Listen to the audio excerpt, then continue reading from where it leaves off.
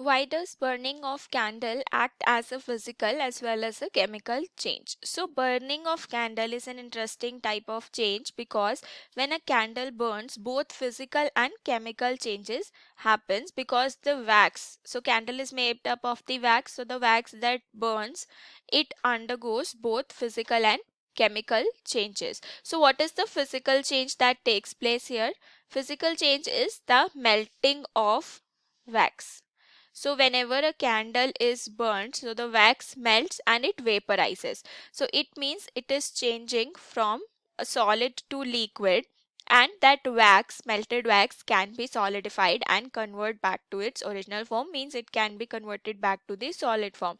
So it means this is a reversible change as the wax solidifies again when it cools. So that is why we can say that melting of wax that happens when a candle burns is an example of a physical change.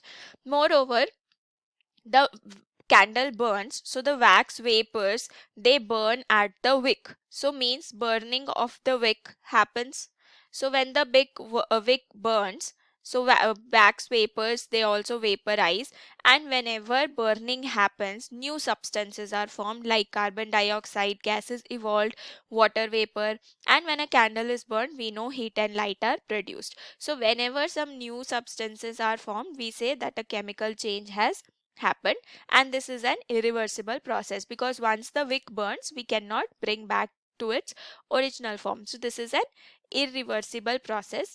So as the original substance cannot be recovered. So whenever burning happens, we know that it is a chemical change. So we can say that burning of candle is having a physical as well as the chemical change.